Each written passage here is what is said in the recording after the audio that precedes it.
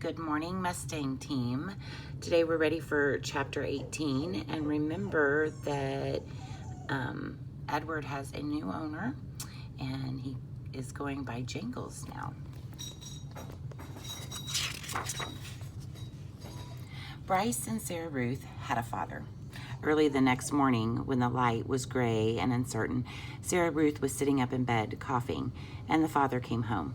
He picked Edward up by one of his ears and said, "I ain't never."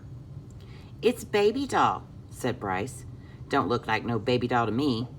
Edward, hanging by one ear, was frightened. This, he was certain, was the man who crushed the heads of china dolls. "Jangles," said Sarah Ruth between coughs. She held out her arms. "He's hers. He belongs to her." The father dropped Edward on the bed, and Bryce picked up the rabbit and handed it to Sarah Ruth. "It don't matter anyway," said the father. "It don't make no difference, none of it." "It does so matter," said Bryce. "Don't you sass me," said the father. He raised his hand and slapped Bryce across his mouth, and then he turned and left the house. "You ain't got to worry about him," said Bryce to Edward.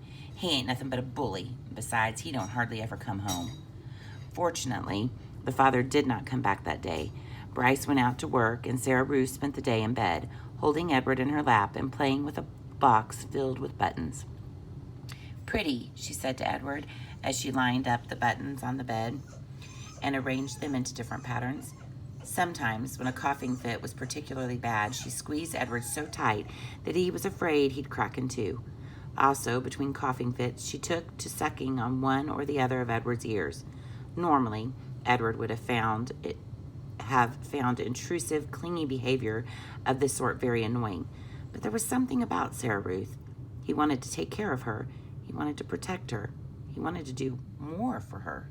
At the end of the day, Bryce returned with a biscuit for Sarah Ruth and half a ball of twine for Edward. Sarah Ruth held the biscuit in both hands and took small, tentative bites. "You eat that all up, honey. Let me hold Jangles," said Bryce. "Him and me got a surprise for you." Bryce took Edward off into the corner of the room, and with his pocket knife, he cut off lengths of twine and tied them to Edward's arms and feet, and then tied the twine to sticks of wood. "See, all day I've been thinking about it," Bryce said. "What we're going to do is make you dance. Sarah Ruth loves dancing. Mama used to hold on to her and dance around the room." "You eating that biscuit?" Bryce called to Sarah Ruth. "Uh-huh," said Sarah Ruth. "You hold on, honey. We got a surprise for you." Bryce stood up. "Close your eyes," he told her. He took Edward over to the bed and said, "Okay, you can open them now." Sarah Ruth opened her eyes.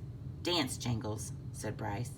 And then, moving the strings with the sticks with his one hand, Bryce made Edward dance up and drop and sway. And the whole while, at the same time, with his other hand, he held on to his harmonica and played a bright and lively tune. Sarah Ruth laughed. She laughed until she started to cough. And then Bryce laid Edward down and took Sarah Ruth in his lap and rocked her and rubbed her back. "You want some fresh air?" he asked her. "Let's get you out of this nasty old air, huh?" Bryce carried his sister outside. He left Edward lying on the bed, and the rabbit, staring up at the smoke-stained ceiling, thought again about having wings. If he had them, he thought he would fly high above the world to where the air was clear and sweet, and he would take Sarah Ruth with him.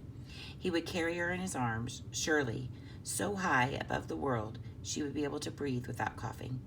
After a minute, Bryce came back inside, still carrying Sarah Ruth. "She wants you," he said. "Jangles," said Sarah Ruth. She held out her arms. So Bryce held Sarah Ruth, and Sarah Ruth held Edward, and the three of them stood outside. Bryce said, "You got to look for fallen stars. Them are the ones with magic." They were quiet for a long time, all three of them looking up at the sky. Sarah Ruth stopped coughing. Edward thought that maybe she had fallen asleep. "There," she said, and she pointed to a star streaking through the night sky. "Make a wish, honey," Bryce said. His voice was high and tight. "That's your star. You make you a wish for anything you want." And even though it was Sarah Ruth's star, Edward wished on it too.